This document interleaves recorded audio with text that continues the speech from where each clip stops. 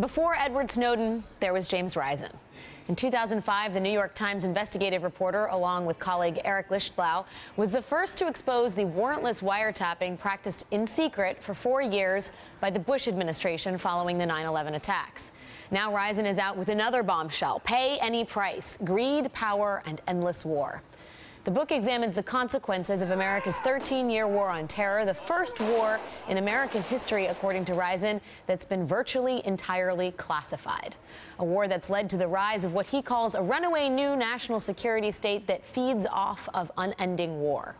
The book offers extensive documentation of massive fraud and waste, like the $11.7 billion the U.S. sent to Iraq and pallets of shrink-wrapped $100 bills, $11.7 billion that is now unaccounted for.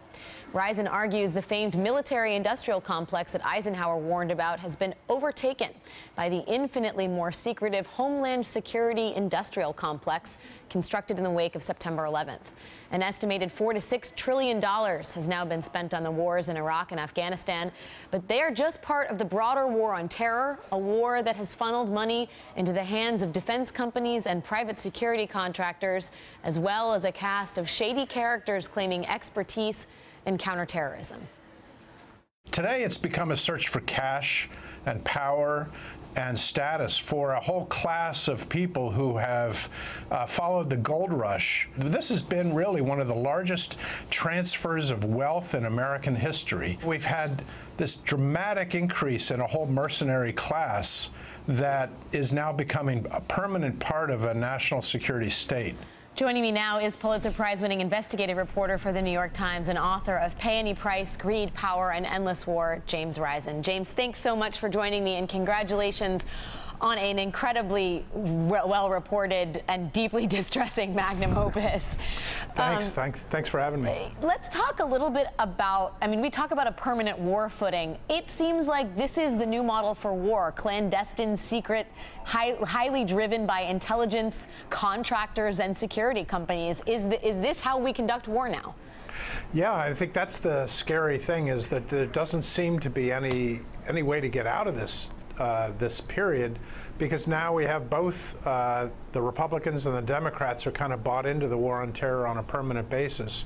And I think that was the interesting shift from the Bush administration to the Obama administration, is that now that the war on terror is kind of bipartisan, there doesn't seem to be any major political pushback against it, except from some libertarians on the right and some liberals on the left. And I think we now have this huge operation that is enriching lots of people, and so there's a lot of people invested in making sure that we continue to have some kind of war. Not only are we charging inexorably forward to continued sort of war and heightened security, there seems to be no accountability. We talk about the $11.7 billion in missing $100 bills. It's something out of a Chevy Chase spy spoof. The idea that nobody's tried to hunt that money down, the idea that there are sort of shady individuals pretending to have knowledge of code breaking, and we keep funding them, it would seem to be a huge oversight.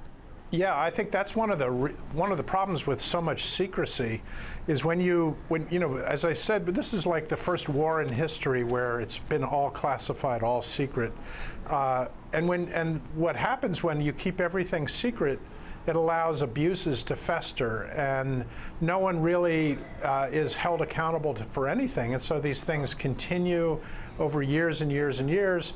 And the only political dynamic always is to pour more money into counterterrorism, because no one in politics wants to be accused of being soft on terror. And so they pour money into all these programs, and you end up with these bureaucracies that balloon, and they have more money than they know what to do with. And so you get money chasing really stupid and dangerous ideas. I wonder what you think sort of culturally, whether we are more paranoid as a society now than ever before. Certainly September 11th increased a sense of American vulnerability, but we are standing at a moment where, you know, Scott Brown is running for a Senate seat in New Hampshire talking about ISIS fighters and Ebola coming over the southern border. Right. I mean, like the heights to which we have, the paranoia has reached ludicrous heights. And right. I wonder if you think that that is just sort of a natural outgrowth of having this insane security apparatus and climate of terror that we live in. Yeah, I think to me it's a lot like the McCarthy period in the late 40s and early 50s. We had a new Russian threat at that time, in the beginning of the Cold War, and nobody really knew much about the Soviets. And so we were able to imagine that they were all 10 feet tall and they were about to walk down Broadway. Now I think it's very similar. You know, after 9/11, the Al-Qaeda threat seemed very abstract, and so we let our imaginations run rampant about what the possibilities were. We imagined that Osama bin Laden and all these guys had enormous capabilities, when in fact they were never an existential threat to the United States. James, let me ask you before we cut out of here, your own case in terms of transparency and reporting. That's a huge part of keeping folks accountable. I know you've not minced words when it comes to this administration and their crackdown on press freedoms. At one point, you called President Obama the greatest enemy of press freedom that we've had in a generation. I know last week, Attorney General Eric Holder told us at MSNBC, if a reporter is doing that which he or she does as a reporter, no reporter is going to go to jail as long as I am Attorney General. Do you think the administration is trying in earnest to turn a page here? I don't know. I have no idea what they're planning to do. So I guess we'll have to see, wait and see.